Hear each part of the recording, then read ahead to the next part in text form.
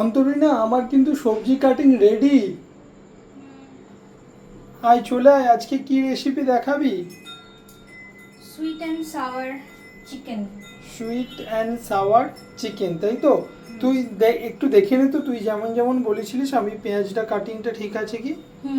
তাহলে আমাদের লাগবে এরকম স্কোয়ার করা পেঁয়াজ কাটা, ক্যাপসিকাম, এটা আপনারা আপনাদের মতো করে কাটতে পারেন। আর এখানে লাগছে একটু রসুন কুচি, আর আছে এখানে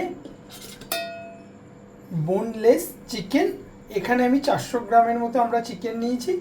আর আজকে রেসিপিটা অন্তরীনা বললো, চলুন এবার দেখতে থাকি কিভাবে কি হয়। প্রথমে কি করবি? প্রথমে চিকেনটাকে একটু ম্যারিনেট করতে হবে। প্রথম চিকেনটাকে আমরা ম্যারিনেট করে নেব। তাহলে বোনলেস চিকেনের মধ্যে আদা বাটা, রসুন বাটা, তার সাথে আমি এখানে নুন, ভালো করে 3টে জিনিসকে ম্যারিনেট করে একটা সাইডে রেখে দিতে হবে। ঠিক আছে? আর কিন্তু কিচ্ছু মেশানো যাবে না চিকেনের মধ্যে। এই বাটির মধ্যে কি করবি? এই বাটিটার মধ্যে আমার এখন একটা ব্যাটার তৈরি করতে হবে। এই ব্যাটারটার জন্য আমি এখানে যতটা পরিমাণ কর্নফ্লাওয়ার নেব ঠিক ততটা পরিমাণে কিন্তু ময়দা নিতে হবে, মানে 4 চামচ কর্নফ্লাওয়ার, 4 চামচ ময়দা। ঠিক আছে? নিয়ে এটার সাথে আমি এবারে দিয়ে দেবো এটার মধ্যে একটু নুন, তার সাথে এটার মধ্যে মেশাতে হবে ঝালের জন্য একটু গোলমরিচ এবং কিছুটা পরিমাণে বেকিং পাউডার, ওই 1/2 টিস্পুন মতো। আর হ্যাঁ, এখানে কিন্তু আমাকে 2টো ডিম দিতে হবে। ঠিক আছে? এগুলো দিয়ে কি হবে? এগুলো দিয়ে বললাম না তোকে একটা ব্যাটার বানাবো যেটা দিয়ে চিকেনটাকে ভাজতে হবে। ও, যেমন আর কি চিকেন পকোড়া করে ওই টাইপের কিছু করবি, তাই তো নাকি? দেখা যাক। আচ্ছা, দেখতে আর থাকি। হ্যাঁ, অল্প জলও কিন্তু মেশাতে হবে এটার মধ্যে, না হলে কিন্তু ব্যাটারটা মোটেও হবে না। ও আচ্ছা, জল দিতে হবে, জল দিয়ে ব্যাটারটা বানাবি। ব্যাটারটা কিন্তু খুব ভালো করে জল দিয়ে মিশিয়ে একদম থকথকে টাইপের একটা পজিশনে আনতে হবে। খুব পাতলাও হবে না, খুব কিন্তু ঘনও হবে না। তো ব্যাটার রেডি একদম। হ্যাঁ। আচ্ছা, এবার কি করবি? সসগুলো নিয়ে কি করছিস? সস ঢেলে দিলি? আরে জল দিলি নাকি বাটি করে এটা? জল না, ওটাকে বলে ভিনিগার। টমেটো সস আর ভিনিগার দিয়েছি। ও, টমেটো সস ভিনিগার দিয়ে। এর মধ্যে সয়া সস দিলাম, প্লাস চিনি, রসুন বাটা, গোলমরিচ, এইটা দিয়ে একটা সস বানাতে হবে। ও, রসুন দিয়ে দিয়ে গোলমরিচ এটা দিয়ে সস দিয়ে, সসে আবার চিনি দিলি কেন? এটা তো প্রথমেই বললাম এটার নাম কি, সুইট অ্যান্ড সাওয়ার চিকেন, মানে টক এবং মিষ্টি হবে। এটা কিন্তু খুব একটা ঝাল হবে না, সেই জন্যই এটার মধ্যে আমি চিনিটা দিয়েছি। এরপর কি করতে হবে? এরপর ম্যারিনেটেড চিকেনটা যেটা আমি রেখেছিলাম, এবারে ওটাকে ব্যাটারের মধ্যে দিয়ে খুব ভালো করে মিশিয়ে নিয়ে ভাজতে হবে। তাহলে কি তেল গরম বসাতে হবে এবারে? হ্যাঁ, তেল তো গরম বসাতেই হবে। আর তেল গরম করে চিকেনগুলোকে খুব ভালো করে না একদম গোল্ডেন ব্রাউন করে ভেজে নিতে হবে কিন্তু। বেশি কিন্তু ওরকম মানে লাল লালও হবে না, আবার বেশি কাঁচা কাঁচা মানে সাদা সাদা ব্যাপারটাও থাকবে না। বাবা, এ তো এমনিই খাওয়া যাবে। একটা টেস্ট করে দেখবো নাকি ভাজা খেয়ে ভেজে? না, এখনও রান্না হয়নি, যতক্ষণ না রান্না হবে একটাও যেন এখান থেকে না সরে। আর এখানে আগে রান্নাটা পুরো হোক শেষের দিকে, তারপরে তুই টেস্ট করে দেখবি। ও, দেখে তো দারুণ লাগছে। আর আমার মনে হচ্ছে এগুলো পকোড়া পকোড়া এখনই খেয়ে নিই, মানে অত প্রসেসিংয়ে যাওয়ার দরকার নেই। যাক, এইভাবে ভাজতে থাকবি, তাই তো? সব কটা দিয়ে দিবি? হ্যাঁ, মোটামুটি যতগুলো কড়াইতে ধরবে আমি ততগুলো দিয়ে দেবো।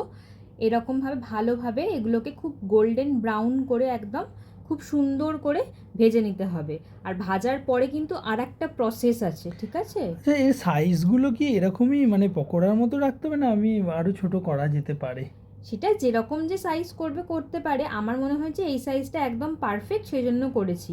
আর বেকিং পাউডার যেহেতু দেওয়া আছে না, ওই জন্য এটা একটু বেশি কিন্তু ফুলেও যাবে এবং মানে খুব সফট হবে খেতে, বাইরেটা ক্রাঞ্চি হবে আর ভিতরটা কিন্তু খুবই সফট এবং জুসি হবে। আচ্ছা, এটা এটা কোনো রেস্টুরেন্ট ডিশ? মানে রেস্টুরেন্টের কোনো, এটাকে কি কি ডিশ বলা যায়? এটা তো চাইনিজ ডিশ, এটা সব রেস্টুরেন্টেই পাওয়া যায়, কিন্তু রেস্টুরেন্টের স্টাইলে বাড়িতে কিভাবে বানানো যায় ওটাই কিন্তু আজকে আমি করছি। এই যে একটা দিক কিন্তু খুব ভালোভাবে গোল্ডেন ব্রাউন হয়ে গেছে, এইভাবে আমি কিন্তু আর একটা সাইডও ঠিক এইভাবেই গোল্ডেন ব্রাউন করে প্রত্যেকটা যতগুলো আমার কাছে আছে চিকেনের পিস খুব ভালো করে এরকমভাবে কিন্তু ভেজে নিতে হবে। ভালো দেখতে লাগে। আর এই পকোড়া, যে কোনো টাইপের পকোড়া দেখলে আমার জিভে জল চলে আসে সব সময়ের জন্য। তো সত্যি আমায় একটা খেতে দিস প্লিজ। আমি এখন তুই তোর জিভের জলটাকে আটকে রাখ, আগে ভাজা হোক, তারপরে রান্না হোক, তারপরে। তাহলে ঠিক আছে, ওয়েট করি, কারণ পকোড়া তো সবসময় খাই, তুই এবার কি একটা করবি সেটা খাবার পর মনে হয় আরও বেশি ভালো লাগবে। হ্যাঁ, চিকেন পকোড়া তো সব সময় খাওয়া হয়। আমার এটা কিন্তু একদম ভাজা রেডি। এরপরে আমি এগুলোকে একটা একটা করে কিন্তু তুলে নেব। হ্যাঁ, সেটা এখন কি করতে হবে, এবার তোলার পর কি করতে হবে বল আমাকে। এইটা তোলার পর আমরা এটার মধ্যে একটু রসুন কুচি দেব। আচ্ছা, আগে মানে এই তোল। তেলটার মধ্যেই হবে। হ্যাঁ, দাঁড়া, আগে তুলে নিই, তারপরে বলছি। প্রত্যেকটা কিন্তু আমি একেবারে, এখানে আমি একবারই দেখালাম, কিন্তু অনেকটা পরিমাণে ছিল বলে আমি পুরোটা দেখালাম না। একটা স্টেপই দেখালাম যে পুরোটা আমার ভাজা হয়ে গেছে, এই যে। ঠিক আছে? ওয়াও, দারুণ দেখতে লাগছে রে পকোড়াগুলো। হ্যাঁ, এরপরে যে তেলটা ছিল সেই তেলের মধ্যে আমি একটু রসুন বাটা দিয়ে দেবো। এটার সাথেই পেঁয়াজ, যেরকম করে আমরা ক্যাপসিকামের পেঁয়াজ কাটি সেমভাবে পেঁয়াজ দিয়ে দেবো। একটু নেড়ে চেড়ে একটু ভাজা ভাজা হলে তার মধ্যে ক্যাপসিকামগুলোও দিয়ে দেবো। আর হ্যাঁ, বেশি কিন্তু ভাজার দরকার নেই এটা। পেঁয়াজগুলো ভালোই কেটেছি বল, তাহলে হ্যাঁ। মোটামুটি রেডি হয়ে গেল না? আরে না, একটা সস বানালাম তখন, মনে আছে প্রথমে? ও হ্যাঁ, একদমই তাই, যেটা আমি বললাম জল দিয়েছিস, ওই সসটা হ্যাঁ, অ্যাপ্লাই আবার করি। জল? ওটা জল নয়, ওটা ভিনিগার। ভিনিগার। এবার চিকেন দিয়ে দিবি তাই তো? হ্যাঁ, এই তো রান্না শিখে গেছিস একদম। সসটা এখানে ভালো করে চিকেনের সাথে, মানে এই ক্যাপসিকাম পেঁয়াজটা ভালো করে মিশিয়ে নিয়ে একটু ভাজা ভাজা হয়ে গেলে যে সসটা আমি রেডি করে রেখেছিলাম সেই সসটা এটার মধ্যে আমি দিয়ে দেবো। আমার কি মনে হচ্ছে বলতো, এটা চিলি চিকেনেরই মাস্তুতো ভাই। একদমই নয়, চিলি চিকেনের মধ্যে চিনি পড়ে না, আর এরকমভাবে সসটাকেও রেডি করা হয় না।